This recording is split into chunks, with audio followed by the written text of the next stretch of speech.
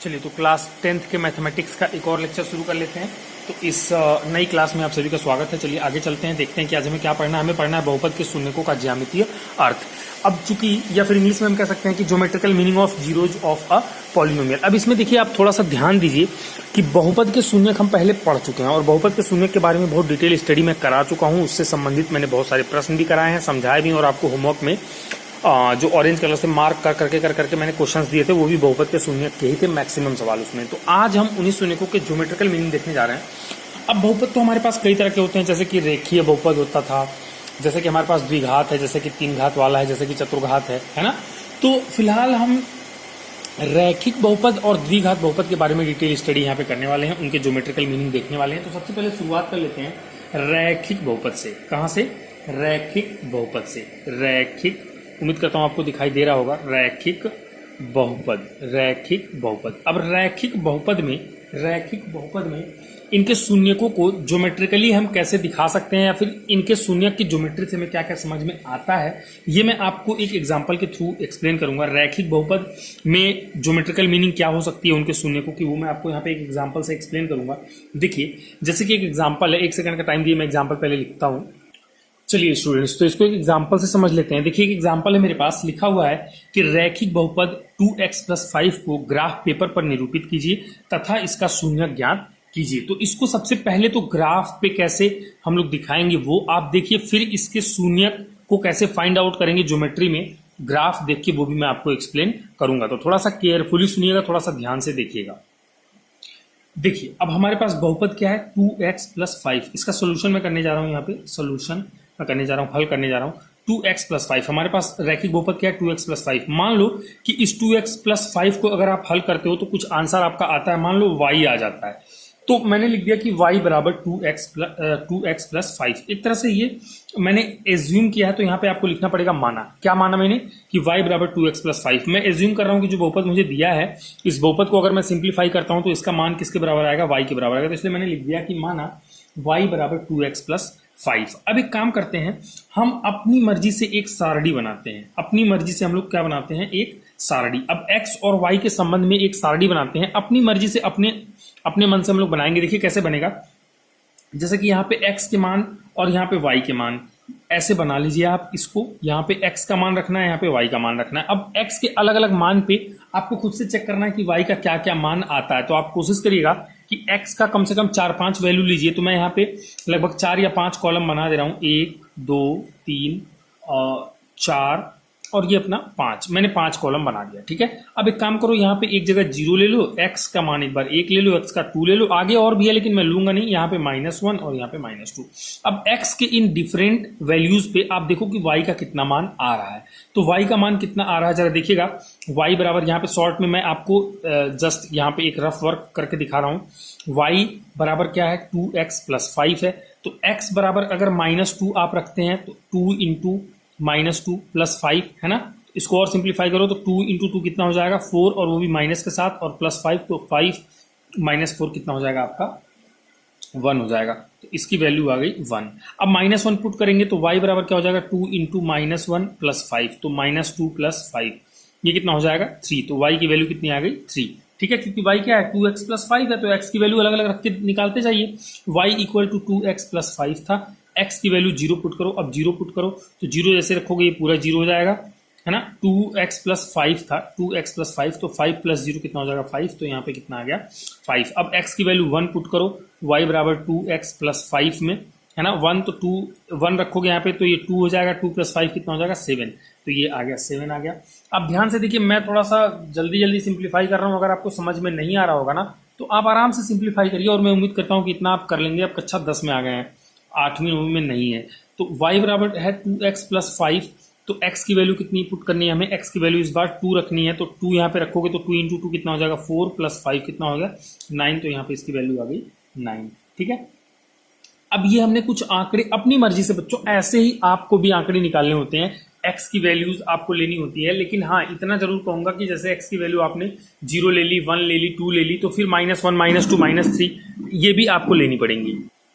जैसे मेरे कहने का मतलब ये है कि ऐसा नहीं है कि आपने केवल पॉजिटिव वैल्यूज ले ली, ऐसा भी नहीं है कि आप केवल नेगेटिव वैल्यूज ले रहे हैं, आपको दोनों की दोनों वैल्यूज लेनी पड़ेंगी। ठीक है, तो चलिए आगे चलते हैं। अब एक काम करते हैं, इस ग्राफ को बनाते हैं, ये ग्राफ संख्या रेखा पे बनाते हैं। मैं उम्मीद करता हूं कक्षा 9 में निर्देशांक ज्यामिति आपने अच्छे से पढ़ा होगा और निर्देशांक ज्यामिति के बारे में आपको थोड़ी बहुत जानकारी होगी, क्योंकि अगर वो नॉलेज नहीं है तो फिर ये आपको समझ में नहीं आएगा जो मैं बनाने जा रहा हूँ। ठीक है, तो मैं उम्मीद कर रहा हूँ कि आपको निर्देशांक ज्यामिति आता है। तो निर्देशांक ज्यामिति के तहत क्या करते हैं हम लोग, एक ग्राफ कैसे बनाते हैं, इधर एक्स ले लेते हैं, एक एक्स एक्सिस, और एक हम ले लेते हैं कौन सी एक्सिस, वाई एक्सिस, जहां पे दोनों कट करते हैं ये ओरिजिन होता है, जीरो होता है, और जीरो के आगे इधर +1 +2 +3 +4 +5 ऐसे ही आगे बढ़ता चला जाएगा। और बेहतर है कि आप यहीं तक रहने दो इसको, यहाँ पे -1 -2 -3 ये इक्वल होते हैं, ये दूरी ये दूरी ये दूरी इक्वल होती है, आपको नाप के बनाना होता है, -4 -5 ये इतना रहने देता हूँ। y को थोड़ा सा हैवी करना पड़ेगा, y बराबर मान लो यहाँ पे 1 है, ये 2 है, ये 3 है, 4 है, 5 है, 6 है, 7 है। आप अच्छे से बनाइएगा। यहाँ पे मान लो 8 है और यहाँ पे ऊपर 9 है। ठीक है, ये 8 है और ये 9 है, ये वाई एक्सिस है। ठीक है, ऐसे यहाँ पे -1 -2 -3, क्योंकि वाई एक्सिस पे जीरो के ऊपर पॉजिटिव होता है और जीरो के नीचे क्या होता है, निगेटिव होता है। ठीक है, तो उम्मीद करता हूँ ये तो आपको पता होगा। -1 -2 -3, यहाँ पे क्या हो गया -4, यहाँ पे -5, थोड़ा और बड़ा कर लेता हूँ मैं, ये -6, ये -7, ये -8 और ये -9। ठीक है, ये वाई एक्सिस है। अब इस पे एक काम करो, आप इन आंकड़ों को दिखाओ। इन आंकड़ों को कैसे दिखाओगे, जब x -2 है तो y 1 है, तो x का -2 कहाँ पे है, यहाँ पे है, और y का कितना चाहिए उस टाइम पे 1, तो y का 1 ये रहा, तो यानी कि ये एक बिंदु मिलेगी, ये एक बिंदु मिलेगी। ठीक है, प्रॉपर ये एक बिंदु मिलेगी। अब x का कितना -1, तो ये वाला पॉइंट, और y का कितना हो गया 3, तो -1 और 3, ये देखो 3 यहाँ पे बिल्कुल यहाँ पे एक पॉइंट मिलेगा। ठीक है, 0 पे 5, ये 0 है तो ये 5 है, तो यहाँ पे एक पॉइंट मिलेगा, है ना। 1 पे 7, अब 1 पे कितना हो गया 1, ये 1 है, x पे 1 चल गया और y पे 7, चलो यहाँ पहुंच गए, ये पॉइंट मिला। फिर x पे देखो 2 और y पे कितना चलना है 9, तो x पे 2 और y पे 9, तो ऐसे आगे बढ़ते बढ़ते यहाँ देखो ये 9 है, तो यहाँ पे एक पॉइंट मिल गया। ठीक है, अब ऑलमोस्ट आपको सारे पॉइंट्स इसके आगे ही मिलेंगे, इसके नीचे ही मिलेंगे। ठीक है, लेकिन हमें फिलहाल हमने जितने भी अंदाजा लगाया था, जितने भी आंकड़े बनाए थे, उसके हिसाब से हमको पॉइंट मिल गए। अब इन पॉइंट्स को आप क्या करो, एक साथ मिला दो कुछ इस तरीके से, ये मिला दो, इसको आगे भी बढ़ा दो और पीछे भी बढ़ा दो, ये आगे तक जा रहा है और ये पीछे तक जा रहा है। एक्चुअली में ये क्या है, ये ज्योमेट्रिकल रिप्रेजेंटेशन है किसका, एक रैखिक बहुपद का, और उस रैखिक बहुपद का वैल्यू कितना है 2x + 5, तो उसका हमने ज्योमेट्रिकल रिप्रेजेंटेशन तो कर दिया। तो लेकिन एक चीज आपने देखा होगा कि ये एक सरल रेखा के तरीके से है, ये क्या बना है, ये एक सरल रेखा बनी है। ठीक है, तो एक चीज और बता दें, रैखिक बहुपद यानी कि जिसका जिस भी पॉलिनोमियल में x की मैक्सिमम पावर 1 होती है वो रैखिक बहुपद होता है, और उसका जब भी आप ग्राफ बनाओगे ना तो ऑलवेज एक सरल रेखा ही आता है, हमेशा एक सरल, ऐसे एक सरल रेखा, चाहे ऐसे आ जाएगा ऐसे आ जाएगा, लेकिन जब भी आएगा एक सरल रेखा ही आएगा। तो यहाँ पे एक सरल रेखा है, यानी कि हमने जो बनाया है वो ठीक ठीक बनाया है। अब इसमें क्या करना है, इसमें एक चीज, एक इंपॉर्टेंट बात आपको ये बतानी है कि इसमें आप शून्यक कैसे निकालोगे। शून्यक का मतलब क्या होता है भाई, अगर ये रैखिक बहुपद है, इसका शून्यक निकालना है, मतलब x का वह मान जहां पे ये बहुपद कितना हो जाए 0, यही तो होता है इसका मीनिंग। तो यानी कि x एक्सिस पे वो वैल्यू देखो जब y का मान 0 हो जाए। अब भाई ये पूरा बहुपद, इस पूरे बहुपद का मान हमने कितना मान रखा है, y मान रखा है ना, तो x का वो वैल्यू जहां पे इस पूरे बहुपद का मान यानी कि y का मान कितना आ जाए 0। तो देखो ना y 0 कहाँ पे है, ये y एक्सिस, ये y एक्सिस, तो y 0 कहाँ पे है, y का x के इस मान पे, ये वाले पॉइंट को अगर नोट करो, मान लो ये पॉइंट B है, इस पॉइंट को नोट करो, तो ये x पे कितना चला है, -2 और -3 के बिल्कुल बीचों बीच में दिख रहा है, तो -2 और -3 के बीच में क्या आएगा 2.5 आएगा माइनस का, या फिर इसको आप माइनस का 5/2 भी लिख दो, एक ही बात है, मैंने इसको p/q में लिख दिया यहाँ पे डेसिमल में। तो इस पॉइंट पे आप देखोगे तो x का कितना वैल्यू आया, -5/2 आया, जबकि y ना ऊपर गया ना नीचे गया, तो बिल्कुल x एक्सिस पे ही ये पॉइंट है ना, तो y पे कितना चला 0 चला, तो -5/2 0 इस पॉइंट का d का निर्देशांक है, जबकि निर्देशांक से हमें लेना देना भी नहीं था, हमें लेना देना था इसके शून्यक से। तो शून्यक क्या होता है कि x का वह मान जहां पे y का मान कितना हो जाए 0, तो आप देख रहे हो कि x के ये वाले मान पे यानी कि -5/2 पे y की वैल्यू कितनी मिल रही है यहाँ पे 0, तो यानी कि जो -5/2 है, यानी कि आप कह सकते हो कि जो -5/2 है ये इस रैखिक बहुपद का ये एक शून्यक है, -5/2 इस रैखिक बहुपद का एक शून्यक है। ठीक है, क्योंकि इस -5/2 पे y 0 हो गया, x के इस -5/2 पे y 0 हो गया है। ठीक है, अच्छा और कहीं भी आप देख लो, पूरे x पे कहीं भी देख लो, अगर ये वैल्यू लेते हो तो x का यहाँ पे कुछ मिलेगा तो y का भी कुछ मिलेगा, ये लेते हो तो x का कुछ मिलेगा, यहाँ पे देखो x का कुछ मिलेगा तो y का भी कुछ मिलेगा, हर जगह x y कुछ ना कुछ है। यानी कि कहीं और ये रेखा आगे जाके कहीं भी ऐसा नहीं होगा कि x के वैल्यू पे y का 0 मिल जाए, और पीछे आके भी कहीं ऐसा नहीं होगा कि x के वैल्यू पे y 0 मिल जाए। यानी कि केवल एक ही शून्यक मिला है, वो भी कहाँ पे मिला है, -5/2 पे। -5/2 पे केवल एक जगह ये x को कट कर रहा है, जहां पे कट करेगा वहीं पे इस रैखिक बहुपद का, जो कि 2x + 5 x में एक रैखिक बहुपद है, जहां पे ये लाइन x एक्सिस को कट करेगी वहीं पे क्या मिलेगा, आपको एक शून्यक मिल जाएगा। और ये देखो एक ही जगह कट कर रहा है, अगर एक ही जगह कट कर रहा है ना तो इसका एक ही शून्यक है, और वो कितना है, -5/2। और इसको देखो मैं एक लॉजिक और ले जाके जोड़ता हूं, जब मैंने पीछे पढ़ाया था पिछली क्लास, अगर आपने ध्यान से देखी होगी, वहां मैंने बताया था आपसे कि रैखिक बहुपद में x का केवल एक शून्यक होगा, द्विघात बहुपद होगा, द्विघात होगा यानी कि x की पावर अगर 2 होगी तो इसके कितने शून्यक होंगे, 2। अगर तीन घात वाला है, मैक्सिमम पावर 3 है x की, तो इसके कितने शून्यक होंगे, 3, है ना। और वो शून्यक आप अलग अलग निकाल सकते हो, शून्यक वास्तविक भी हो सकते हैं कई बार की, वो वास्तविक नहीं होके अवास्तविक हो जाते हैं। ठीक है, लेकिन होते हैं। अगर x पे 3 है तो इसके 3 शून्यक होंगे, x पे 2 है तो 2 शून्यक, x पे 4 है तो कितने शून्यक, 4 शून्यक होंगे। x का 4 माना आएगा, x का 3 माना आएगा, x का 2 माना आएगा। अगर रैखिक बहुपद है, x की पावर 1 है तो एक ही माना आएगा, एक ही शून्यक आएगा। ठीक है, अच्छा वास्तविक शून्यक जो होते हैं वो इजीली हमें पता चल जाते हैं। कई बार क्या होता है कि जो इमेजिनरी शून्यक होते हैं, इमेजिनरी जीरोज होते हैं, वो जल्दी नहीं निकलते हैं। उनको निकालने के लिए जैसे कई बार श्रीधराचार्य रूल लगाना पड़ता है ना। और भी कई सारे नियम है जो आगे हम बात कर लेंगे कभी। फिलहाल अगर कहीं पे जैसे कि मान लो अगर तुमने x³ कहीं पे सॉल्व किया और x का एक ही मान आ रहा है, एक ही मान आ रहा है, बाकी के दो नहीं आ रहा है, तो इन दोनों को समझ लेना कि ये कैसे हैं, ये इमेजिनरी है। इनको सॉल्व करने के लिए आपको श्रीधराचार्य या फिर किसी और विशेष फॉर्मूले की जरूरत पड़ेगी, लेकिन वो निकल जाएंगे। थोड़े से हायर लेवल पे आप जाएंगे तो इनको भी निकाल पाते हैं। ये बात एकदम नोट कर लो, गांठ बांध लो कि अगर x की पावर 3 है तो पक्का है कि अगर 3 घात वाला बहुपद है तो उसमें x का कितना मान हल होकर आएगा, 3 मान आएगा। और उसके कितने शून्यक आएंगे, उसके शून्यक भी कितने आएंगे, 3 आएंगे। ठीक है, तो यहाँ पे रैखिक था, एक ही शून्यक आना चाहिए था और एक ही शून्यक आया है। एक ही जगह ये रेखा x को कट भी कर रहा है। तो उम्मीद करता हूँ ये समझ में आया होगा। ये मैंने इसको फ्रेम में कर दिया, आप चाहें तो इसको लिख लें। ठीक है, और फिर आगे चलते हैं। चलिए आगे चलते हैं। अब द्विघात बहुपद का निरूपण देख लेते हैं, ग्राफिकल एनालिसिस देख लेते हैं किसकी, द्विघात बहुपद की। तो द्विघात बहुपद यानी कि ये दिख रहा होगा x² - 4x - 5। यहाँ पे x की मैक्सिमम पावर 2 है, इसलिए द्विघात बहुपद है। को ग्राफ पेपर पर निरूपित कीजिए।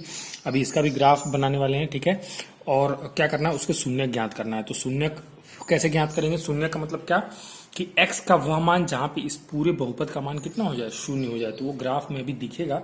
उसके पहले थोड़ा सा आप देखिए कि ये पूरा जो बहुपद है हमारा, बहुपद मान लो इसको हल करके इसका मान y आता है।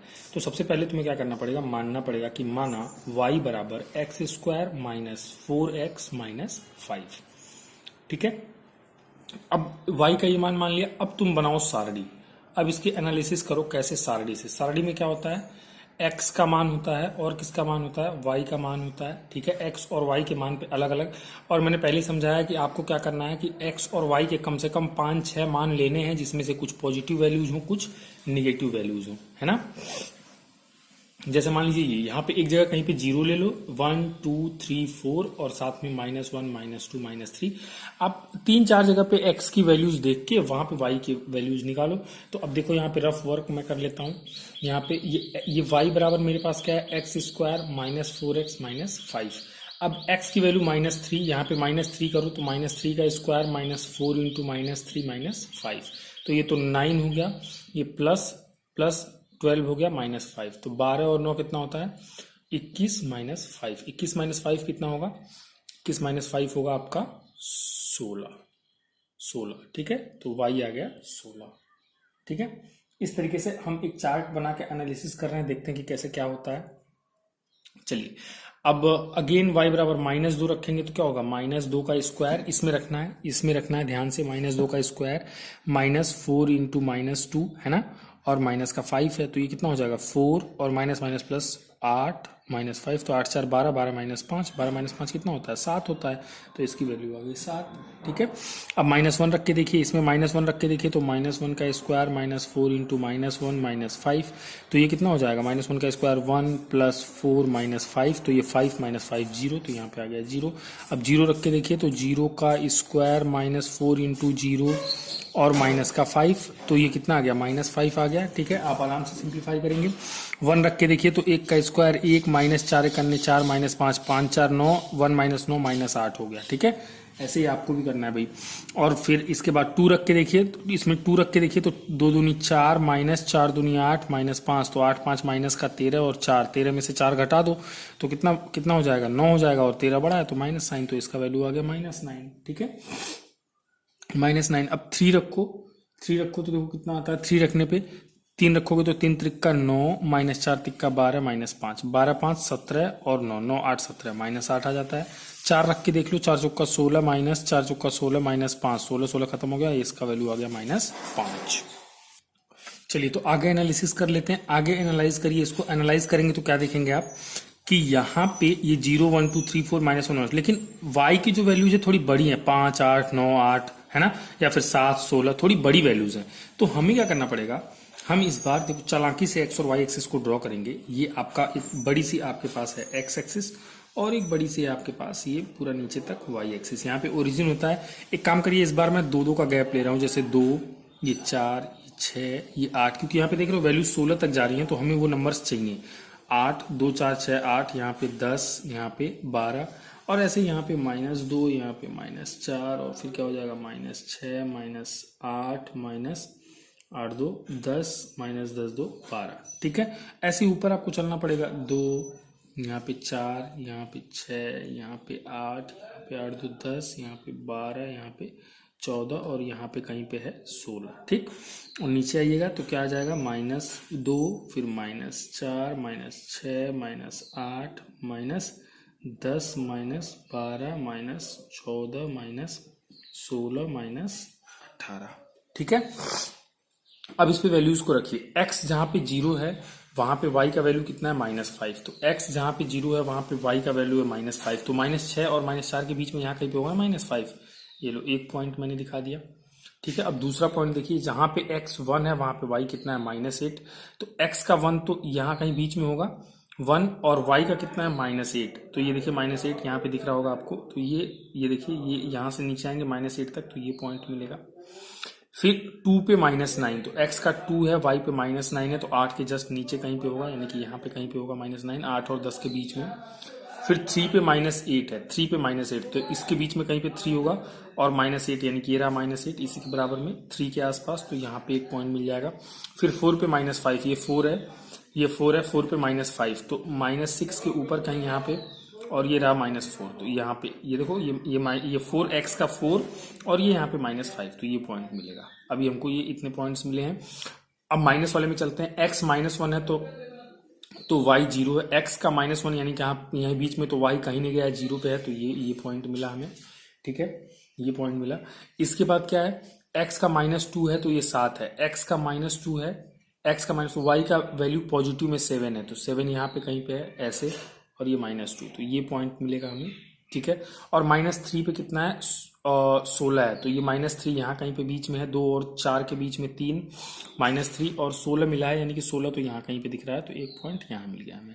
ठीक है, इन सभी पॉइंट्स को आप स्टूडेंट्स क्या करिए, आप मिला दीजिए। तो देखिए इन सभी पॉइंट्स को मिला रहा हूँ मैं, ये देखिए, उसको आगे तक बढ़ा सकते हैं आप ऐसे।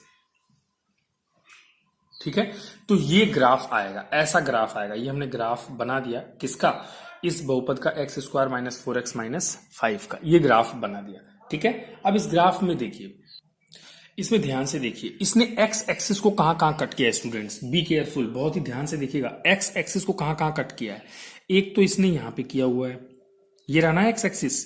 इस ग्राफ ने x एक्सिस को एक बार यहां पे कट किया और एक बार यहां पे कट किया है, यहां पे कट किया है, 2 जगहों पे कट किया है। ठीक है, 2 जगहों पे कट किया है। तो अगर इस पॉइंट को आप ध्यान से देखेंगे तो ये 0 और 2 के बीच में है, यानी कि ये -1 होगा। और इस पॉइंट को आप देखेंगे, थोड़ा सा अच्छे से ग्राफ नहीं बनाया, ठीक से देखते तो 4 और 6 के बीच में है, यानी कि ये कहां पे कट किया है? 5 पे। तो x का वह मान जहां पे y जीरो होती, ये x का ऐसा मान है जहां पे y पे ऊपर नीचे कहीं नहीं चला है, जीरो है। ये भी x का ऐसा मान है जहां पे ऊपर नीचे कहीं नहीं चला है, ये भी y पे जीरो है। तो x का वह मान जहां पे y का मान जीरो आ जाए वही उसका शून्य कहलाता है। तो एक शून्य किसका -1 आ गया, और एक शून्य कितना आ गया, 5 आ गया। एक देखो -1 पे इसने x एक्सिस को कट किया है, एक कहाँ पे कट किया है, 5 पे। ये 5 पे एक x एक्सिस को इसने कट किया है, तो 5 -1 और ये 5, ये दोनों क्या आ गए, ये शून्य का आ गए किसके, बहुपद x² - 4x - 5 के। तो उम्मीद करता हूँ ये समझ में आया होगा आपको। ठीक है, तो ये दो शून्य का है हमारे पास, दो शून्य आ गए हमारे पास। इसने x एक्सिस को जहां पे कट किया, यानी कि x का वह मान जहां पे y जीरो है, तो यही एक ऐसा पॉइंट्स है, दो ऐसे पॉइंट्स हैं जहां पे y जीरो है, ना ये ऊपर है ना नीचे, ना ये ऊपर है ना नीचे, y जीरो है। अदरवाइज आप इस ग्राफ पे कहीं भी देख लोगे तो x का कुछ ना कुछ मान मिलेगा, समझाने के लिए बता रहा हूँ, x का कुछ ना कुछ मान मिलेगा, तो y का भी कुछ ना कुछ मान, ये जहां पे कट कर रहा है x का मान, और ये जहां पे जाके कट करेगा वो y का मान मिलेगा। लेकिन ये एक ऐसा पॉइंट है और ये एक ऐसा पॉइंट है जहां पे y जीरो है, केवल x की वैल्यूज है। तो यानी कि हमें x का दो आपको वो मिल गया, दो शून्यक मिल गए, दो ऐसे नंबर्स मिल गए जो इस बहुपद को जीरो कर देते हैं। मैंने थोड़ा सा सिस्टमेटिक नहीं बनाया, ये वाला गैप मैंने बराबर नहीं लिया है। अगर आप और y वाला मेरा देखो बराबर नहीं है। अगर आप स्केल पे मेजर करके बनाएंगे ना स्टूडेंट्स, तो पक्का है वो ये -1 पे कट करेगा और यहाँ पे 5 पे कट करेगा, तो ये इसके शून्यक आ गए।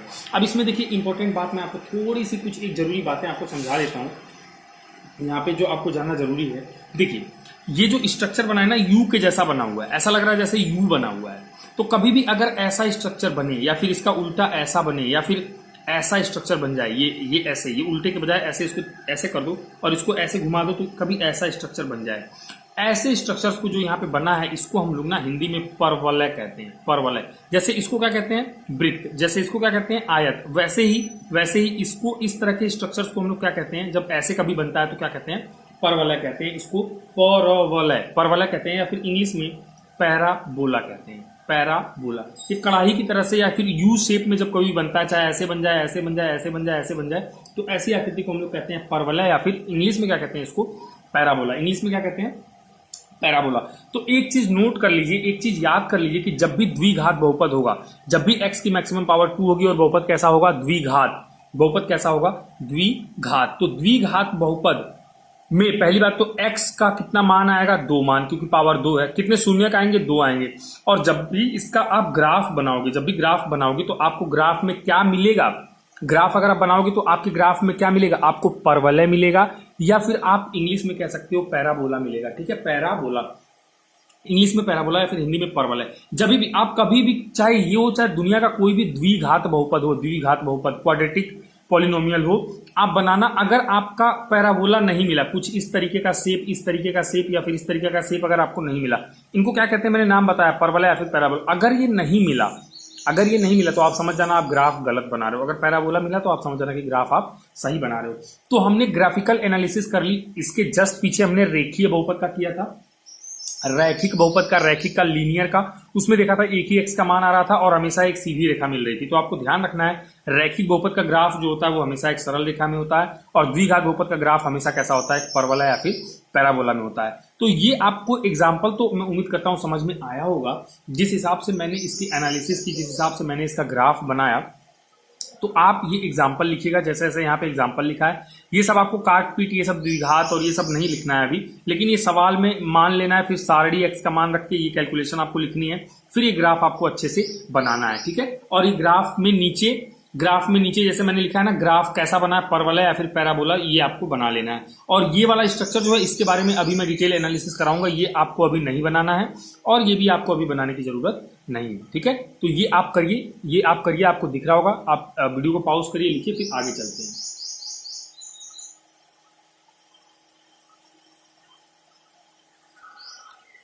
चलिए, तो द्विघात बहुपद में कुछ एक एनालिसिस आपको करा देता हूं। जैसे मान लीजिए द्विघात बहुपद में एक द्विघात बहुपद है ax² + bx + c, है ना, जहां पे a जीरो नहीं है। a इसलिए जीरो नहीं कि अगर ये जीरो हुआ तो x² को 0 से गुणा करोगे तो ये पूरा x² का टर्म खत्म हो जाएगा। अगर ये टर्म खत्म हो गया तो फिर ये bx बचेगा, यानी कि ये रैखिक हो जाएगा बहुपद, द्विघात नहीं रह जाएगा, इसलिए a 0 के बराबर नहीं है।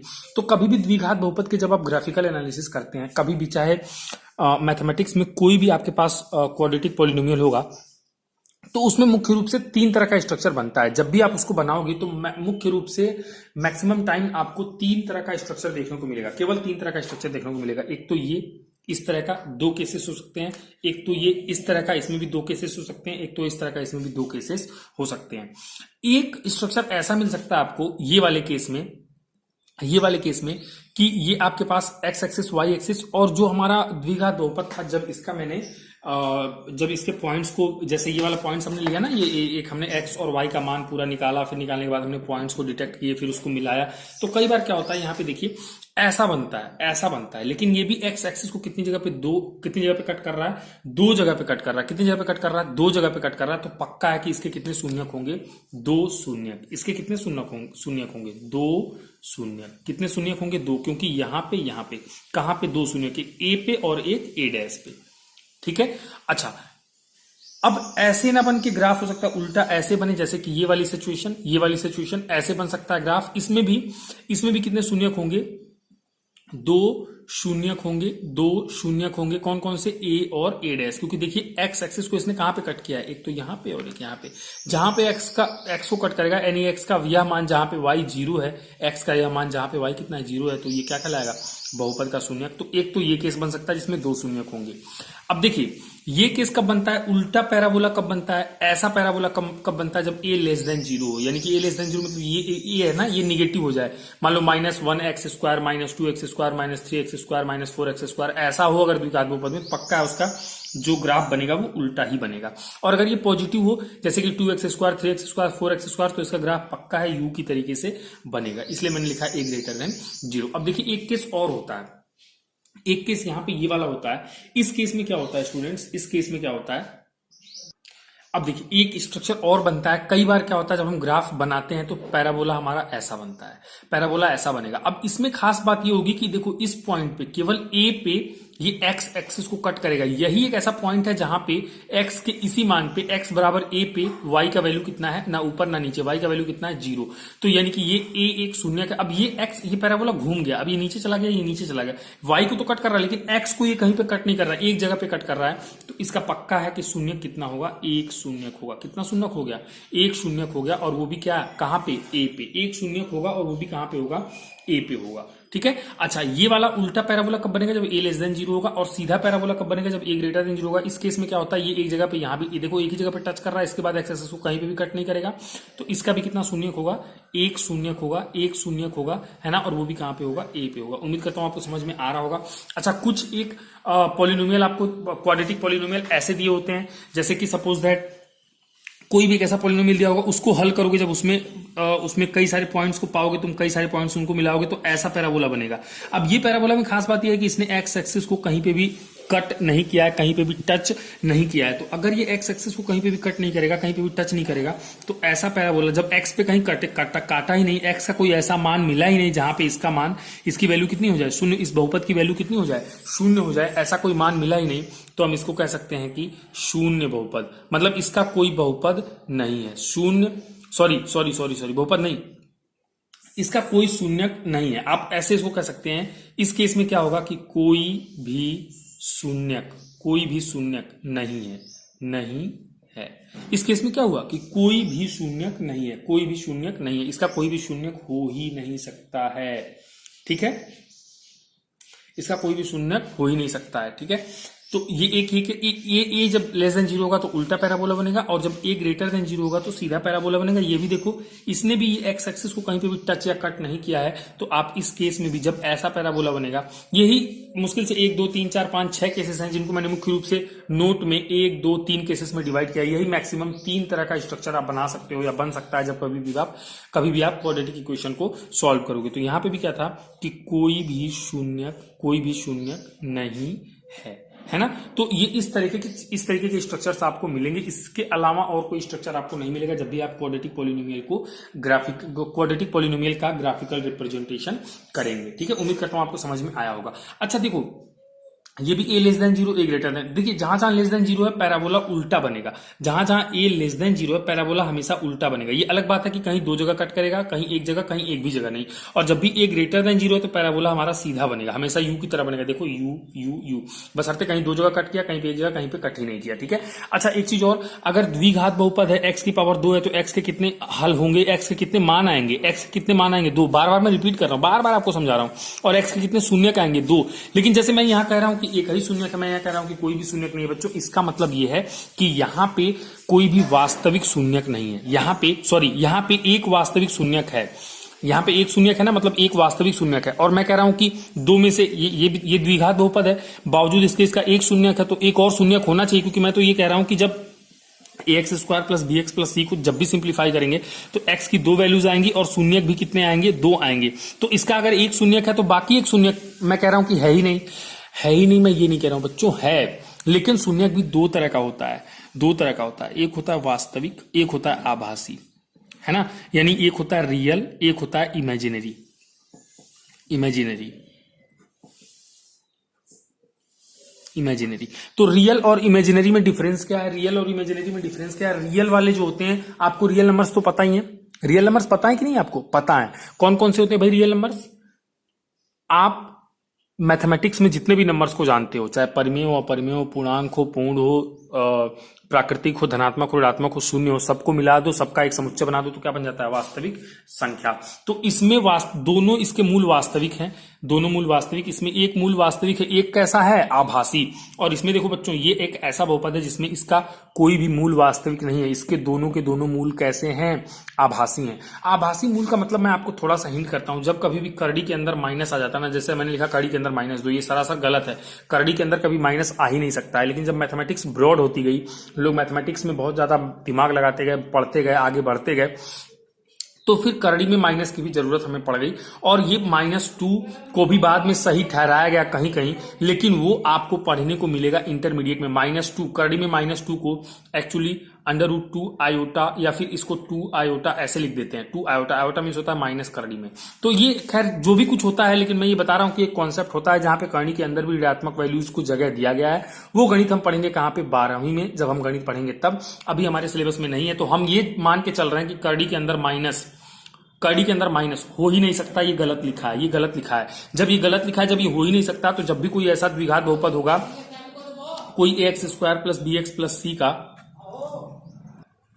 ठीक है, सॉरी थोड़ा सा मुझे बीच बीच में काम हो रहा है यहाँ पे, तो उठ के जाना पड़ रहा है। तो हो सकता है अगर कभी आपको एक आध लाइन आगे पीछे मैं रिपीट कर दूं तो आप उसको माइंड मत कीजिएगा, ठीक है। चलिए, तो इसमें मैंने क्या कहा, इस वाले केस में क्या हो गया कि लिखा है कोई भी शून्यक नहीं है, लेकिन होगा तो द्विघात बहुपद। मान लो अगर कोई द्विघात बहुपद है हमारे पास, ax square plus B X plus C, ये कॉमनली जैसे मान लो ऐसे लिखा ना मैंने, 2x square plus 2x plus 5, है ना, ये एक बहुपद है ना। तो इसमें x का मान आप निकाल सकते हो कि नहीं निकाल सकते, कैसे निकलेगा, अगर आप इसका गुणनखंड कर लो तो निकल जाएगा, नहीं तो श्रीधराचार्य लगाओ। श्रीधराचार्य कैसे लगता है, x बराबर ये ऐसा होता है ना, -b plus minus √b square minus 4ac/2a। शायद ये 9 में पढ़ा होगा, नहीं पढ़ा होगा तो 10वीं में पढ़ेंगे, ठीक है। तो जब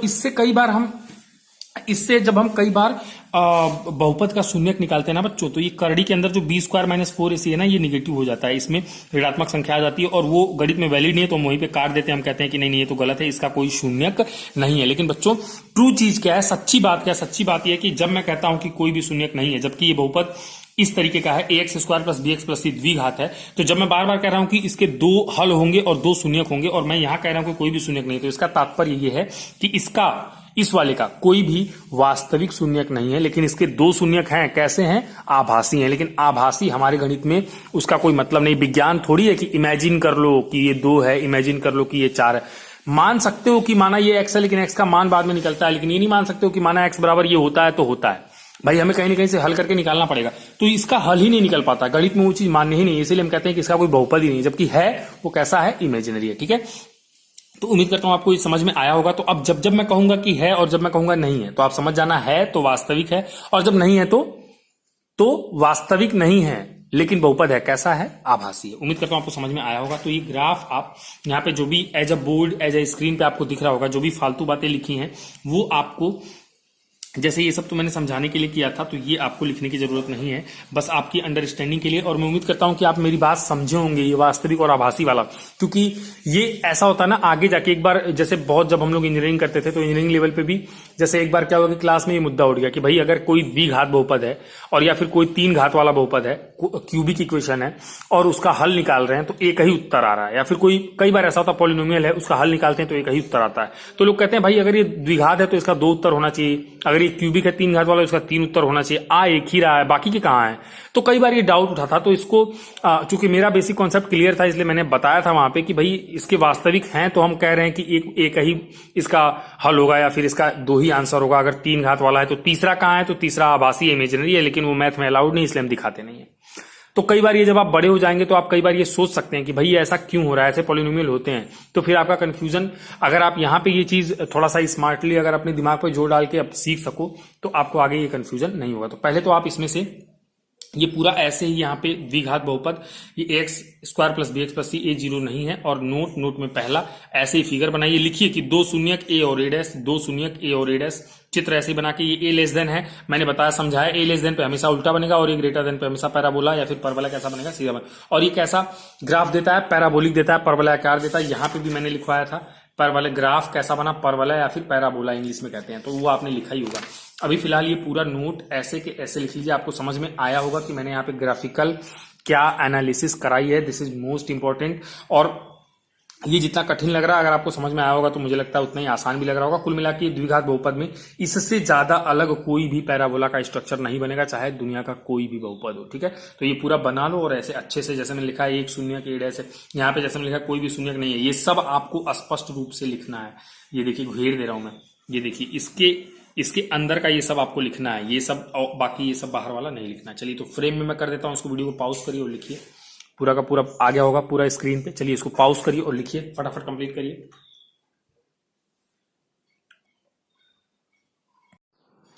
चलिए स्टूडेंट्स आगे चलते हैं। देखिए ये वाला जो ग्राफ बना है, ये वाला ए ग्रेटर देन 0, इसका तो बेस्ट एग्जांपल यहीं पे है। एक बहुपद हमने लिया था एक्स स्क्वायर जिसका गुणांक देखो कुछ नहीं है तो 1 है, ए एक्स स्क्वायर, ए की जगह पे कुछ नहीं तो मतलब क्या है 1 है, तो वो 0 से तो बड़ा ही है, ए ग्रेटर देन 0 है कि नहीं है, और ये एक द्विघात बहुपद भी है, तो इसका इस ग्राफ के एनालिसिस के मुताबिक इसका पैराबोला कैसा बनना चाहिए था, यू की तरह बनना चाहिए था। और आपने देखा यहाँ पे बड़ा सा यू बना है कि नहीं बना है, और 2 शून्यक मिले हैं कि नहीं मिले हैं, -1 और 5, 2 वास्तविक शून्यक -1 और 5 मिले हैं कि नहीं मिले हैं ना। तो ये तो एक एनालिसिस हो गया। अब ये जो आगे की और है, जैसे कि ये वाला ग्राफ या ऐसा ग्राफ जब एक ही शून्यक मिले, या फिर ये वाला ग्राफ ऐसा ग्राफ जबकि कोई भी शून्यक ना मिले, तुम्हारे दिमाग में ये आ रहा होगा कि ऐसा कैसे हो सकता है। ये किताब में भी तुम्हारी नहीं दिया हुआ है, एक्सप्लेन नहीं किया है, लेकिन मैं तुम्हें एक्सप्लेन करता हूं, मैं एग्जाम्पल्स के थ्रू आपको समझाऊंगा, मैं दिखाता हूं, तो ध्यान से देखिएगा। और आपको ये लगाना भी है कॉपी पे। ये लेक्चर थोड़ा सा बड़ा जरूर हो जाएगा, लेकिन देखो अगर अच्छी चीजें जाननी है, मेहनत करनी है, कुछ डीप में पढ़ाई करनी है तो थोड़ा टाइम तो देना पड़ेगा भाई। तो चलिए मैं इस वाले ग्राफ को या फिर इस वाले को या फिर इस वाले को जब एक शून्यक है या फिर कोई भी शून्यक नहीं है, ये वाला तो मैं करा चुका हूं जब 2 वास्तविक शून्यक है, ये मैं कराने जा रहा हूं कि शून्यक कैसे मैं कह रहा हूं कि एक ही है, कैसे मैं कह रहा हूं कि एक भी नहीं है, और कैसे मैं वास्तविक और आभासी वाली जो बात किया कि वास्तविक शून्यक नहीं है जबकि आभासी शून्यक होते हैं, लेकिन मैथ्स में उनकी कोई वैल्यू नहीं है इसलिए हम उनको हटा दे, कहते हैं जब गणित में वो चीज सही ही नहीं है, आभासी का कोई मतलब ही नहीं है, तो हम कहेंगे कि कोई शून्यक नहीं है, जबकि आभासी शून्यक होता है। वो इंटरमीडिएट में एक्सप्लेन किया जाएगा, वो भी मैं आपको थोड़ा सा उस एग्जाम्पल के थ्रू समझा दूंगा। चलिए तो देखते हैं, थोड़ा सा आगे सीखते हैं चीजों को। चलिए तो एक एग्जाम्पल के थ्रू आपको एक्सप्लेन करता हूं। जैसे मान लीजिए सपोज दैट एक एग्जाम्पल है, एक पॉलिनोमियल मैं ले लेता हूं, एक पॉलिनोमियल लेता हूं मैं, एक बहुपद ले लेता हूं x square minus 2x plus 1, ठीक है।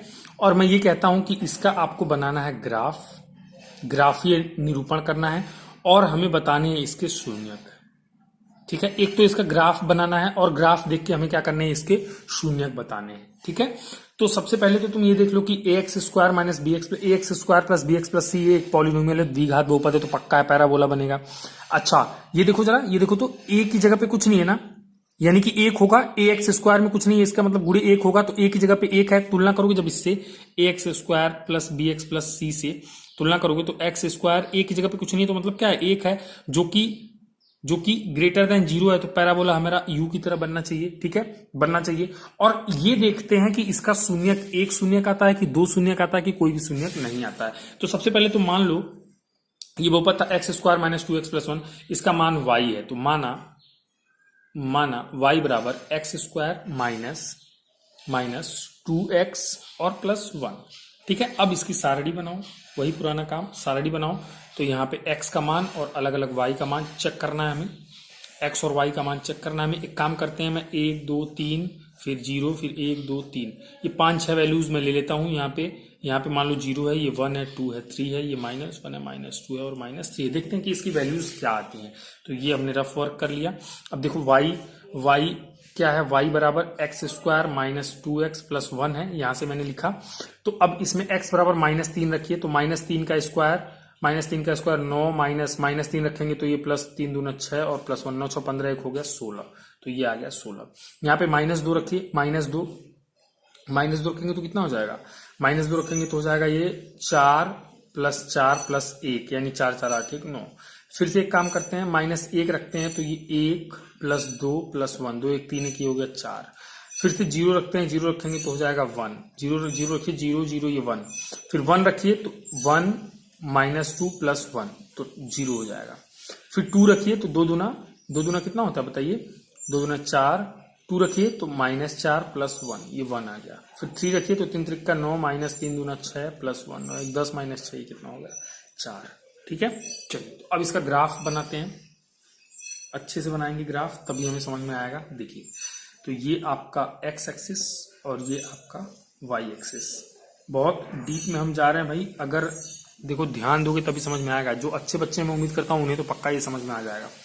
x y 0, अब एक काम करता हूँ मैं, ये 0 1 2 3 4 है, ये देखो बहुत बड़ी बड़ी वैल्यूज है, तो वही 2 2 वाला गैप ले लेते हैं। जैसे कि यहाँ पे 2, ये कितना आ गया 4, ये 6, ये 8, इसके आगे तो जाएगा ही नहीं, ये -2 -4 -6 -8, ऊपर बनाने की जरूरत है। 2 4 6 8 10 12 14 16, ये 16 14 12 10 8 6 4 2, नीचे भी वही सेम चीज में जाना पड़ेगा।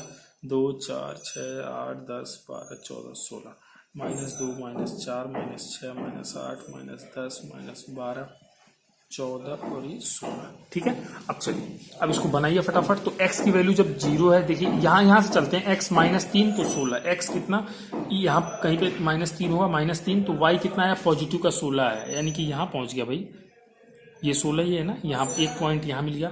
-2 और 9, तो x पे -2, ये रहा -2 और y पे 9 कहाँ पे होगा, 9 कहाँ पे होगा, इसके बीच में होगा, यानी कि ये ऐसे आएगा, ये ऐसे, यहाँ पे ये पॉइंट एक मिलेगा। -1 पे 4, x में -1 यहाँ कहीं पे होगा, 4 ये देख ही रहे हो, तो -1 पे 4 ये ऐसे, ये दोनों यहाँ पे कट करके यहाँ पे एक पॉइंट मिलेगा। फिर क्या है, 0 पे 1, x का 0 है, x का 0 तो यहीं पे है, y का कितना चल गया, ये 1, यानी कि ये देखो यहाँ पे, और x का 1 है तो y का 0 है, x का 1 तो यहाँ कहीं पे होगा, y का 0 यानी कि ये यहाँ पे ऐसे एक डॉट मिलेगा। x का 2 है तो y का 1 है, x का 2 है तो y का ये लो 1 मिल गया, y का 1 ऊपर की ओर है ना पॉजिटिव में, और x का 3 है तो y का 4 है, x का 3 है, ये रहा 3, 2 और 4 के बीच में तो 3 होगा, 3 y पे 4 यानी कि y ये रहा। अब इसको अच्छे से मिलाइए, देखिए ये रहा, सारे डॉट्स को मिलाइए, ये देखिए ये आगे ऐसे बढ़ता चला जाएगा। अब ये तो पैराबोला बना। अच्छा, पहले मैंने कहा था कि कैसा बनेगा, u बनेगा, पहले मैंने कहा था u बनेगा, और कैसा बना है, u बना है। अच्छा, इसके कितने शून्यक है भाई, एक शून्यक है। कितने शून्यक हैं, एक शून्यक है, वो भी कहाँ पे है, ये देखो ना, ये x को कहाँ पे कट कर रहा है, टच कहाँ पे कर रहा है, यहाँ पे ये तो टच नहीं कर रहा है, ये तो x को छू के निकल गया, लेकिन एक्चुअल में कट या फिर टच x को इसने, ये पूरे पैराबोला ने x को कहाँ पे टच किया, यहाँ पे किया, और ये कौन सी वैल्यू है, 1 है, कहाँ पे, 1 पे, तो इसका शून्यक x बराबर इसका शून्यक कितना आ जाएगा, 1, x बराबर इसका शून्यक कितना आ जाएगा, 1, एक ही शून्यक है, इसका शून्यक कितना है, एक ही शून्यक है, और उस शून्यक का मान कितना है भाई, x बराबर 1, उस शून्यक का मान कितना है, x बराबर 1, आप देख रहे होगे x बराबर 1, ये देखो 1, तो ये कहाँ पे 0 होगा, x के किस मान पे इस पूरे y का मान 0 हो जाएगा, 1 पे। देखो और रख के देख लो, 1 का स्क्वायर 1 माइनस 2 एक करने 2 और प्लस 1, तो 1 1 2 माइनस 2 0। जहां पे ये पूरा 0 हो जाए, y 0 हो जाए, वही इसका x का वही मान इसका शून्य है। तो आपको समझ में आ रहा होगा, और ये भी समझ में आ रहा होगा कि ये कौन सा पैराबोला बना है। एक शून्य वाला कैसा बनेगा, ऐसा बनेगा ना, एक शून्य वाला ऐसा बनेगा ना, एक जगह टच करके चला जाएगा। देखो ना, ये वैसा ही तो बना है, एक जगह टच करके ये चला गया है, ठीक है। तो ये एक केस बनता है। ऐसे ही आप अदर एग्जांपल्स लोगे तो जितने भी मैंने आपको 3 नोट्स दिए हैं ना, और एक नोट में 2 केस बनाया मैंने, एक सीधा पैराबोला, एक उल्टा, एक a 0, एक a 0, तो वही 6 केसेस वाले पैराबोला हमेशा बनेंगे, उससे अलग कोई पैराबोला नहीं बनेगा, ठीक है। तो इसको आप लगाइए फटाफट, चलिए इसको लगाइए, फिर आगे चलते हैं।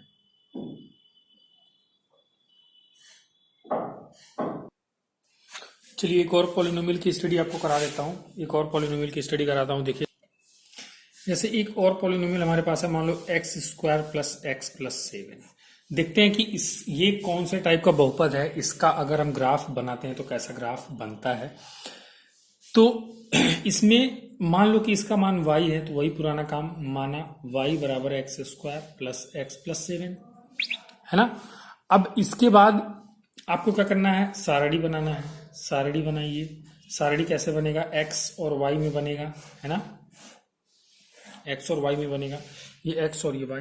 तो x की वैल्यूज मैंने कहा कुछ पॉजिटिव कुछ निगेटिव वैल्यूज तो लेनी पड़ती हैं। तो मान लो 3 पॉजिटिव 1 0, फिर 3 ऐसे ले लेते हैं, ये 0 1 2 3 -1 -2 -3। देखते हैं कि y की क्या वैल्यूज आती है। यहाँ पे रफ वर्क करते हैं। y बराबर क्या है, x² प्लस x प्लस 7 है, यहाँ पे लिखा है मैंने।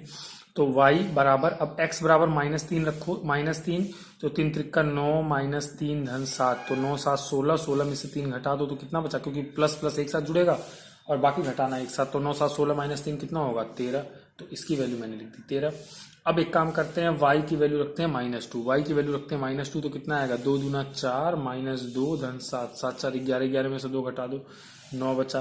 अब -1 तो 1 -1 धन 7, तो इसकी वैल्यू आ गई 7। अब 0 रखो तो इसकी वैल्यू आ गई 7। अरे -1 पे कुछ और आएगा क्या, -1 रखोगे तो -1 रखोगे तो क्या हो जाएगा बताओ, -1 यहाँ पे रखा तुमने, तो 1 का स्क्वायर 1 और ये -1 प्लस 7, हाँ 0 और 0 रखोगे तभी ठीक है। 1 रखो, x बराबर 1 रखो, तो 1 रखोगे तो 1 धन 7 2 9 आ गया। 2 रखो तो 2 दूना 4 4 4 2 6 6 6 7 6 13। 3 रखो तो 3 त्रिका 9 धन 3 धन 7 9 9 9 3 12 12 12 12 7 19। अब इस ग्राफ को एग्जीक्यूट करो, बनाओ। तो देखो ग्राफ कैसे बनेगा, ये ओरिजिन हो गया, ये आपका पूरा x हो गया, और ये आपका पूरा बहुत ऊपर तक जाके y हो गया, ठीक है। अब यहाँ पे 2 2 का गैप कर लेते हैं, 2 4 6 8 10, इससे ऊपर नहीं जाएगा, -2 -4 -6 -8, इससे ऊपर नहीं जाएगा। y में वैल्यूज बनाने की जरूरत है, y तो 19 तक गया है मैक्सिमम, तो लगभग y 19 तक पहुंचाना पड़ेगा। 2 4 6 8 10 12 14 2 16 2 18 2 20, तो 20 18 16 14 12 10 8 6 4 2, ठीक है। फिर इसको भी वैसे ही पहुंचाना पड़ेगा सारी, 2 3 4 5 6, तो मान लो -2 -4 -6 -8 -10 -12, और जरूरत पड़ी तो देखेंगे, ठीक है। अब बनाओ इसको। तो x पे -3 है तो y का 13 है, x का -3 यानी इसके बीच में कहीं पे होगा, -3 2 और 4 के, y का 13 है, तो 13 यहाँ पे 12 और 13 यहाँ पे, तो ये ऐसे आएगा, और x का ये -3 ऐसे आएगा, तो एक पॉइंट यहाँ पे मिल जाएगा। फिर -2 पे 9 है, तो -2 तो यहाँ पे दिख ही रहा है, 9 यहाँ पे कहीं पे, तो एक पॉइंट यहाँ पे मिल जाएगा। फिर क्या है, -1 पे 7 है, तो -1 यहीं कहीं पे होगा और 7 यहीं कहीं पे होगा, तो ये रहा -1 का 7, ठीक है। 0 पे 7 है, x का 0, y पे 7 चला है, तो y पे 7 यहाँ कहीं पे। फिर x का 1 तो y पे 7, तो x का 1 यहाँ कहीं पे होगा, और 7 ये रहा, है ना। फिर 1 पे 9, 1 पे 9, 0 पे 7 था, 1 पे 9 था, -1 पे 7 था, 0 पे 7 था, 1 पे 9 था, x पे 1 तो 9, सॉरी यहाँ पे नहीं, ये डॉट आएगा, यहाँ पे आएगा 8 और 10 के बीच में, ठीक है। और फिर 2 पे 13, तो 2 ये है, 13 यहाँ कहीं पे आएगा। फिर 3 पे 19 है, तो 3 यहाँ बीच में है, 19 यहाँ कहीं पे आएगा, ऐसा बनेगा। अब सबको मिलाओ, ये देखो, ध्यान से देखो, यहाँ से ये ऐसे ऐसे ऐसे ऐसे चला गया, ये बना, यानी कि ये ऊपर ऐसे क्या होगा, है ना। जब हम कुछ एक डॉट्स लगा लेते हैं, कुछ पॉइंट्स लगा लेते हैं, तो हमें अंदाजा लग जाता है कि ग्राफ कैसा बनने वाला है। ये हमने बनाया था, अब मैंने इसको थोड़ा सा आगे बढ़ा दिया, यानी कि ऐसा बना होगा। तो जाहिर सी बात है, इसको अगर कंपेयर करोगे ax² plus plus B X plus C से, तो a की जगह पे यहाँ पे 1 है, तो a ग्रेटर देन 0 है, तो पक्का u की तरह बनना चाहिए था, तो u की तरह बना है। और साथ के साथ तुम अगर ध्यान से देखो स्टूडेंट्स, ध्यान से देखो तो ये वो केस है जहां पे x एक्सिस को इसने दूर दूर तक कहीं भी कट नहीं किया है, कहीं पे भी कट नहीं किया है, कहीं पे भी टच नहीं किया है। तो x को अगर ये कहीं काटेगा नहीं, x को अगर ये कहीं पे टच नहीं करेगा, तो मतलब कि x का कोई ऐसा वास्तविक मान नहीं है, x का कोई ऐसा वास्तविक मान नहीं है जहां पे इस बहुपद का मान, ये क्या था यार, ये नहीं है, ये एक्स स्क्वायर, बहुपद हमारा क्या है एक्स स्क्वायर, ये है ना x square plus X plus 7, ठीक है। तो यानी कि x का यहाँ पे कोई भी ऐसा मान नहीं है, कोई भी ऐसा मान नहीं है जहां पे हमारा बहुपद का मान कितना हो जाए, 0 हो जाए। आप इसको ट्राई कर लेना, x के चाहे तुम अनगिनत मान रख के देख लेना, कभी भी ये शून्य नहीं होगा। और इसके बराबर शून्य रख के X square plus X plus 7 equal to 0 रख के इसको सिंप्लीफाई भी कर सकते हो, हल करना, कभी हल ही नहीं होगा।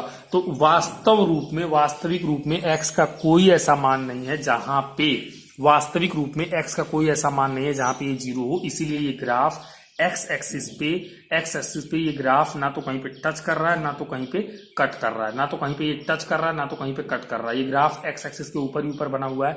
तो इसका आप कह सकते हो कि ये कैसा ग्राफ बना है, ऐसा ग्राफ है जिसका कोई भी शून्यक नहीं है। और आई रिपीट अगेन कि कोई भी शून्यक नहीं है का मतलब क्या, कि इसका कोई वास्तविक शून्यक नहीं है, इसका कोई वास्तविक शून्यक नहीं है, जबकि इसका इमेजिनरी या फिर आभासी शून्यक होगा। आभासी शून्यक में क्या होगा, करड़ी के अंदर माइनस आ जाएगा, वो हमारे मैथमेटिक्स में वैलिड नहीं है। हम कहते हैं कि ऐसी कोई गणित ही नहीं है, इसीलिए हम कहते हैं कि इसका कोई भी शून्यक नहीं है। जबकि ये एक्स एक्सिस पे टच नहीं किया, इसका मतलब इसका शून्यक नहीं है। इसका मतलब ये नहीं कि शून्यक नहीं है, इसका मतलब ये है कि अगर हम थोड़ा सा हाई लेवल पे सोचें कि इसका शून्यक होगा, लेकिन वो कैसा होगा, आभासी होगा, इसीलिए इसने एक्स एक्सिस को कहीं पे टच नहीं किया है, ठीक है। आभासी शून्यक बच्चों, ये बार बार जो मैं रिपीट कर रहा हूं ना, आभासी शून्यक है ना, या फिर इमेजिनरी जीरोस, इसके लिए मैं एक दिन अलग से वीडियो लाऊंगा। लेकिन वो वीडियो आपको तब समझ में आएगा जब आपको एक सिरधराचार्य का रूल होता है, x बराबर minus B plus minus square root of B square minus 4ac upon 2a। अगर ये किसी बच्चे को पता होगा, शायद कक्षा 9 में आपके सिलेबस में है कि नहीं मुझे आइडिया नहीं है, अगर होगा तो फिर जो मैं स्पेशल वीडियो लेके आऊंगा उसमें आपको सब कुछ समझ में आएगा। अगर ये नहीं होगा तो पहले मैं ये रूल बताऊंगा, उसके बाद आपको आगे की चीजें समझाऊंगा, है ना, आगे की चीजें समझाऊंगा, तो फिर आपको समझ में आएगा। तो देखते हैं कि क्या होता है। लेकिन आगे मैं 2-3 दिन बाद एक बहुत ही बेहतरीन वीडियो लाने वाला हूं आभासी शून्यक पे। बहुत लोगों को कंफ्यूजन होता है कि शून्यक होता ही नहीं, होता है लेकिन इमेजिनरी होता है, इसलिए हम उसकी बात नहीं करते हैं, लेकिन हायर लेवल पे हम उसकी बात करते हैं। तो फिलहाल आपके लिए as a class 10th student, ये देखो घेरा बना रहा हूं, ये इसके पीछे का सब आपको लिखना है। ये तो सब मैंने रफ वर्क किया, ये नहीं लिखना है। तो ये देखिए फ्रेम में मैंने कर दिया, इसको वीडियो को पॉज करिएगा और लिखिएगा। हाँ, एक बात मैं क्लियर कर दूं कि आपके लिए क्लास 10th के लेवल पे बस आप इतना जानो कि इसने एक्स एक्सिस को कहीं पे टच नहीं किया, कहीं पे कट नहीं किया, यानी कि एक्स का वह मान नहीं मिला जहां पे इस ग्राफ में y का 0 वैल्यू मिले, या फिर यहाँ पे x का कोई ऐसा मान नहीं मिला जहां पे ये बहुपद कितना हो जाए, शून्य हो जाए, इसीलिए इसका कोई शून्यक नहीं मिला। x को टच नहीं किया, x को कहीं पे कट नहीं किया, जब कट ही नहीं किया तो हम क्या कहेंगे कि कोई भी शून्यक नहीं है। तो ये पूरा बनाइएगा। और अब आपको वो वाला जो मैंने ग्राफ बनाया था जस्ट थोड़ी देर पहले, ऐसा वाला ग्राफ बनाया था, मैंने कहा था ये तो कहीं पे टच ही नहीं किया तो इसका कोई भी शून्यक नहीं है, उसका एक लाइव एग्जांपल मैंने आपको यहाँ पे दिया हुआ है, जो कि आपकी किताब में नहीं है, पर मैंने अपनी तरफ से ये सवाल उठाया, अपनी तरफ से ये सवाल बनाया और मैंने आपको एज एन एग्जांपल इसको एक्सप्लेन करने की कोशिश की। उम्मीद करता हूं आपको समझ में आया होगा। इसको लिख लीजिए, फिर आगे चलते हैं। चलिए तो आगे चलते हैं। कुछ चीजें किताब से ही समझ लेते हैं, कुछ चीजें हम लोग बुक से ही समझ लेते हैं।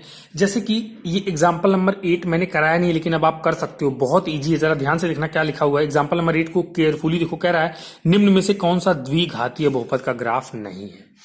तो केयरफुली देखो, ये वाला ग्राफ पैराबोला बना है ना, तो ये द्विघात बहुपद का ग्राफ हो सकता है।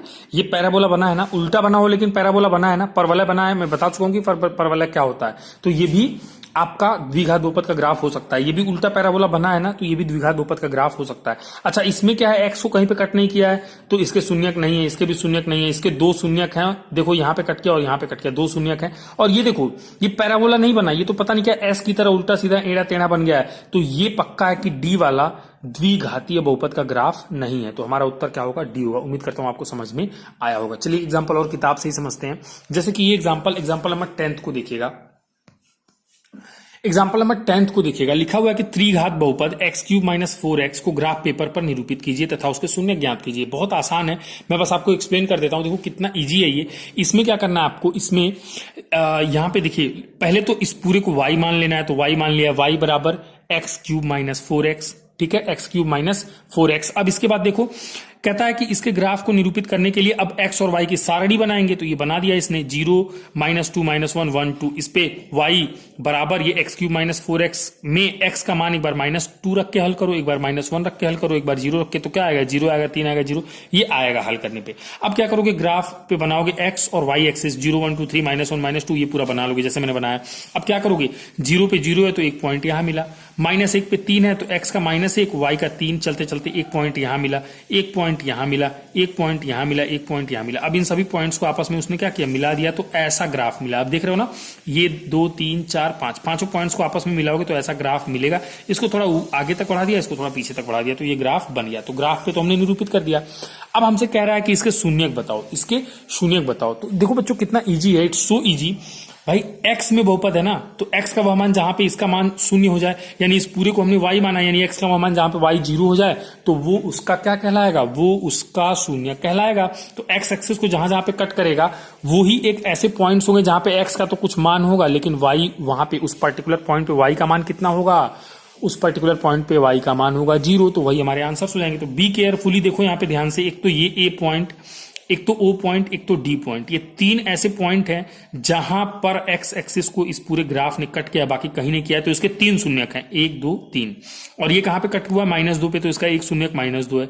ये कहां पे कट हुआ है, 0 पे, तो इसका एक शून्यक 0 है। ये कहां पे कट हुआ है, 2 पे, देखो 2 पे कट हुआ है, ये डॉट डॉट डॉट बना हुआ है, यहाँ पे एक डॉट बना हुआ है काला सा, 2 पे, तो इसका एक शून्यक 2 है। तो यानी कि 3 शून्यक है, कौन कौन से, -2 0 और 2, -2 0 और 2। तो उम्मीद करता हूं ये एग्जाम्पल भी आपको समझ में आया होगा। और स्टूडेंट्स बी केयरफुल, जो एग्जाम्पल्स मैं बुक से करा रहा हूं, किताब से करा रहा हूं, कोई भी बच्चा ये ना सोचे कि चलो यार ये तो बस ऐसे ही सर ने करवा दिया, हमें इसको असली कॉपी पे नहीं लगाना है। बच्चों जितने भी एग्जाम्पल्स यहाँ पे मैं बुक से करा रहा हूँ, ये एग्जाम्पल आपको अपनी कॉपी पे लिखना ही लिखना है, लगाना ही लगाना है, नहीं तो बात बिगड़ जाएगी। आप लगाइएगा और लगा के मुझे दिखाइएगा। चलिए आगे चलते हैं।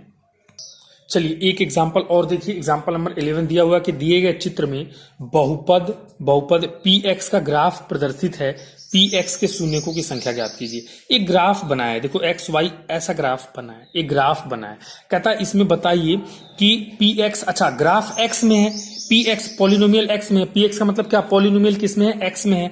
तो हमसे कह रहा है इसके शून्यक मतलब क्या कि x एक्सिस को, अगर पॉलिनोमियल x में है तो x का वह मान जहां पे ये 0 हो जाए, यानी कि x एक्सिस पे इस ग्राफ ने जहां जहां कट किया होगा वहां वहां इसका शून्यक होगा। तो बी केयरफुल, देखो x एक्सिस पे केवल यही एक पॉइंट मुझे दिखाई दे रहा है, यहाँ पे x एक्सिस पे एक पॉइंट ये वाला मुझे दिखाई दे रहा है जहां पे इसने x एक्सिस को कट किया, बाकी कहीं पे भी इसने x एक्सिस को कट नहीं किया है। यही एक पॉइंट है जहां पे इसने x एक्सिस को कट किया है, ये वाला पॉइंट। तो इसलिए हम कह सकते हैं कि इसका कितना शून्यक है, केवल और केवल एक शून्यक है। उम्मीद करता हूं आपको समझ में आया होगा। चलिए तो अब आपका होमवर्क यहाँ पे मैं दिखा रहा हूं आपसे, और प्लीज मेरी बात सुनिए, बात को सुन के सवाल लगाइए। इतने बेवकूफ हो तुम लोग, इतने बेवकूफ हो, जब मैंने होमवर्क दिया था तो मैंने बराबर एक पेज अपलोड किया था तुम्हारी स्क्रीन पे, जिसपे मैंने ऑरेंज कलर से टिक मार्क किए थे कि केवल वही सवाल आपको करने हैं, बाकी सवाल को टच नहीं करना। लेकिन इतने बड़े धूर्त हो तुम लोग कि पता नहीं क्या है कि इस वीडियो को सुनते नहीं हो या तुम लोगों को समझ में नहीं आता है।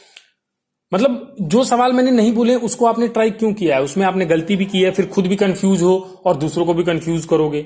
वो तो फिर तुम्हें मैं आगे समझाऊंगा, वो तुम्हें समझ में नहीं आएगा। बहुत सारे बच्चों ने, 3-4 लोगों ने ऐसा काम किया हुआ है कि जो सवाल पे मैंने टिक किया वो तो लगाया नहीं है, पता नहीं कौन कौन सा सवाल लगा के भेज रहे हैं। जो जितना कहा जाए पहले उतना करो, अगर आपको ठीक स्टूडेंट बनना है। नहीं तो अपनी मर्जी से करना उल्टा सीधा करके, तो फिर आप करते रहो, फिर जो मर्जी वो करो। सुनते ही नहीं हो आप बात को। आज जितना मैं कह रहा हूं उतना आपको जो बता रहा हूं बस वही करना है, ठीक है।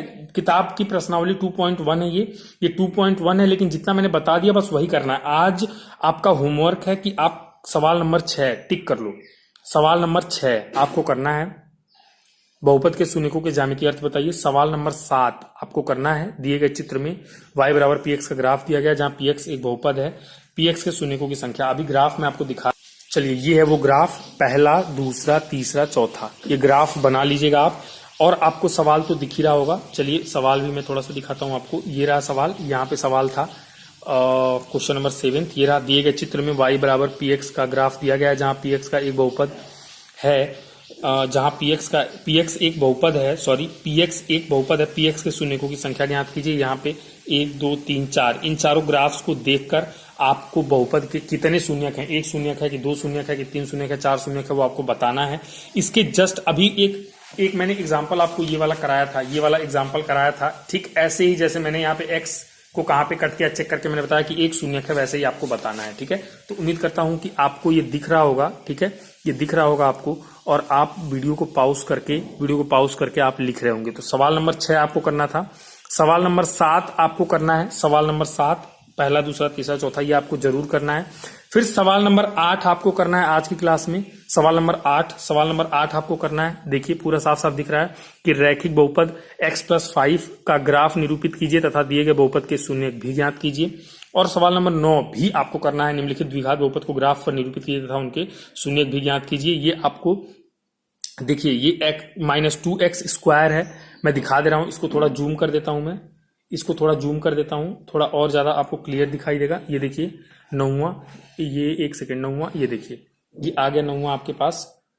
ये देखिए x² - x+6 है, ये x² - 6 x+9 है, ये y² - 4 है, ये 3z² - z है, ये 6z² - 7 x+2 है, ये -2x² + 5x+7 है। तो 9वां सवाल आपको करना है और 10वां सवाल आपको नहीं करना है। आई रिपीट अगेन, 10वां सवाल आपको नहीं करना है। निम्नलिखित द्विघात बहुपद शून्यकों को ज्ञात कीजिए और शून्यकों गुणांकों के संबंध। ये अभी मैंने नहीं पढ़ाया है, ये वाला टॉपिक, ये वाला कंसेप्ट आपको नहीं सिखाया है, वो मैं आगे आपको नेक्स्ट क्लास में सिखाऊंगा। तब ये 10वां या फिर इसके आगे के जो भी मैं सवाल बताऊंगा वो आपको ट्राई करना है, अभी नहीं। अभी कितने सवाल मैंने बताया आपसे, आई रिपीट अगेन, 6वां 7वां 8वां और 9वां, ये सवाल आपको घर से ट्राई करके आना है। बाकी सवाल के लिए मैं बता दूंगा, और जो और भी सवाल मैंने जो ऑरेंज कलर से टिक किया था ना, ऑरेंज कलर से जो सवाल मैंने टिक किए थे उन सवाल को आप ध्यान से देखिएगा। ऑरेंज कलर से जो भी सवाल मैंने टिक किए थे उन सवाल को आप ध्यान से देखिएगा, जो कि मैंने आपको होमवर्क आई थिंक परसों या कल की वीडियो में मैंने दिया हुआ था। कल या परसों जब मैंने पढ़ाया था तब मैंने वो सारे काम आपको दिए हुए थे और मैंने बोला था कि बच्चों ये सारे काम आप कर लेना। ठीक है, तो वो पता नहीं आप लोगों ने कौन कौन से सवाल लगाने ट्राई कर दिए हैं। जितने ऑरेंज कलर से मार्क हुए थे उन सवालों को लगाना था, तो वो सभी सवाल लगा के बहुत साफ सुथरे तरीके से केयरफुली, और जो आज का नोट्स है वो नोट्स तैयार करके, और जो मैंने आपको एक प्रॉपर मैंने आपको तरीका बताया हुआ है कि कैसे क्या क्या करना है। आज की क्लास का होमवर्क क्या है, प्रश्नावली 2.1 के मैंने जूम कर करके दिखाए हैं, साफ साफ दिख रहा होगा। 6वां 7वां 8वां और 9वां वीडियो को ध्यान से देखो, आराम से देखो और भगाओ मत। एक लाइन से, चाहे वो 1 घंटे की वीडियो, बराबर उसको देखते जाओ और बातों को केयरफुली सुनते जाओ, तभी आप अच्छे से पढ़ सकते हो। भाई अकेले कमरे में ईयरफोन लगा के पढ़ो, और नहीं तो स्पीकर पे पढ़ रहे हो तब भी अकेले कमरे में शांत दिमाग से शांति में बैठ के पढ़ो। पंखा वंखा चला रहे हो तो जरूर ईयरफोन लगाओ, बातों को सुन नहीं रहे हो और काम कुछ और कर रहे हो, मुझे आ जाए गुस्सा, क्लास कर दूंगा बंद। तो केयरफुली काम करो पूरा। पहले तो जो भी ऑरेंज कलर से मैंने टिक किया था वो सारे सवाल के अच्छे से नोट्स बना के मेरे पास भेजो, अच्छे से उसको सॉल्व करके भेजो। और मैथमेटिक्स के जितने भी नोट्स मैंने बनाने को बोले थे वो नोट्स बिल्कुल साफ सुथरे तरीके से, जिन भी बच्चों ने नहीं भेजा है, जो भी बच्चे पढ़ने रहे उनसे रिक्वेस्ट है भेजें। आज की क्लास का एक प्रॉपर साफ सुथरा अच्छे तरीके से मेहनत करके नोट्स बनाइए, टाइम दीजिए नोट्स पे। पढ़ाई पे मेहनत लगती है भाई, समय देना पड़ता है। ऐसे ही ये वो काम नहीं है कि चलो आगे पीछे कभी भी 2-4-10 मिनट कर लिया और मौज ले रहे हैं, ऐसा नहीं है भाई। मेहनत करना पड़ता है, 3-4 घंटे पढ़ना पड़ेगा आपको, तब जिंदगी में कुछ कर पाओगे। तो बराबर नोट्स चाहिए मुझे। और आज मैंने जितना होमवर्क दिया है, जितना काम मैंने आपको दिया है कि बच्चों ये सवाल आपको एज अ होमवर्क करके लाने हैं, और जितना मैंने एग्जाम्पल्स कराया है, जितना मैंने आज आपको समझाया है, नोट्स दिया है, सवाल कराए हैं, वो सभी की सभी चीजें, सभी नोट्स, सभी एग्जाम्पल्स आपको असली कॉपी पे बना के देना है। और एक मेरी रिक्वेस्ट है, वीडियो को पहले लाइक कर लो, और मैक्सिमम हाई स्कूल के जितने बच्चे गणित पढ़ने वाले हैं, चाहे वो कहीं भी पढ़ रहे हो, जो भी तुम्हारे जानने वाले हैं कक्षा 10 में है, अगर वो पढ़ना चाहते हैं ऑनलाइन, प्लीज उनको ये वीडियो शेयर कर दो। जो लिंक मैं तुम्हें भेजता हूं वही लिंक औरों को भेज दो, वो भी वो लिंक खोल के ये क्लास देख सकते हैं, पढ़ सकते हैं। यार बच्चों को जोड़ो इसमें, जितने ढेर सारे बच्चे आएंगे ना, भीड़ होगी। जब मैक्सिमम तेज बच्चे रहेंगे ना, तो बच्चों में भी कंपटीशन होता है कि यार फलाने लड़का तो पूरा काम करके दे देता है, फलाने लड़के का तो नोट्स बहुत सुंदर है, बहुत बढ़िया नोट्स बना लेता है। तो एक कंपटीशन आता है कि उसके मार्क्स अच्छे आ जाएंगे, या फिर वो पढ़ने में अच्छा है, वो जिंदगी में अच्छा कर सकता है, तो मैं क्यों नहीं। और मुझे अच्छा इसलिए लगेगा कि बच्चा चाहे कहीं भी पढ़ता हो यार, लेकिन अगर वो पढ़ने में अच्छा है तो मुझे अच्छा ये लगेगा कि अगर वो मुझसे 4 डाउट्स पूछेगा, 4 कठिन सवाल वो लगा लेगा, या फिर जो बहुत कठिन सवाल है वो उससे नहीं लगेगा, फिर वो मेरे पास आएगा कि सर मेरे को ये सवाल नहीं समझ में आया, ये मुझे बताओ आप। और मुझे ऐसी उम्मीद होगी कि यार ये तो टफ सवाल ये नहीं लगेगा, लेकिन अगर कोई 2-4 बच्चा लोग ऐसा मिल जाता है जो वो 2-4 टफ सवाल को लगा देता है, तो मेरे अंदर कॉन्फिडेंस आता है कि यार चलो पढ़ाने से कम इतना तो बच्चे को समझ में आया, भगवान ने दिमाग दिया तो एटलीस्ट ये इतनी डिफिकल्ट चीजें कर तो पा रहा है, तो मुझे कॉन्फिडेंस आता है कि मुझे पढ़ाना चाहिए। ठीक है, जब रिजल्ट अच्छे नहीं आते ना तो एक अच्छा टीचर फिर पढ़ाता नहीं है, फिर वो कोई और रास्ता चुन लेता है। तो इसलिए मैं कह रहा हूं कि अगर आपको पढ़ना है तो आप इसमें मैक्सिमम लोगों को वीडियो को शेयर कर दो, और सब्सक्राइब लिख के आता है जब आप यूट्यूब पे वीडियो देखते हो ना, तो उसी वीडियो के जस्ट नीचे लाल कलर में सब्सक्राइब लिख के आता है, सब्सक्राइब, वो लाल कलर पे दबा के एक घंटी है उसको दबा लो, क्योंकि आगे जब मैं कोई पब्लिक वीडियो बनाऊंगा ना जो सबके लिए होगा, मतलब एक पब्लिक वीडियो में बनाने की सोच रहा हूं, तो उससे ये होगा कि आपको वो वीडियो तुरंत की तुरंत मिल जाएगी और आप आसानी से बिना मेरे लिंक भेजे भी उस वीडियो को देख सकते हो। ठीक है, तो सब्सक्राइब कर लो, लाइक कर दो और शेयर जितना ज्यादा से ज्यादा हो सके करो, क्योंकि ज्यादा बच्चे रहेंगे तभी मुझे पढ़ाने में मजा आएगा। ठीक है, तो आज का लेक्चर बहुत लंबा हो रहा है, लेकिन ठीक है कोई बात नहीं, क्योंकि पढ़ाना था, थोड़ा सा मैथमेटिक्स में इतना टाइम तो लगता है। तो मैं अपनी बात यहीं पे खत्म करता हूँ और उम्मीद करता हूँ कि आपको मेरी बातें समझ में आई होंगी, मेरी बातों पर आप अमल करेंगे। आज के लिए इतना ही, फिर मिलते हैं कल एक नए लेक्चर में, नए वीडियो में। Thank you.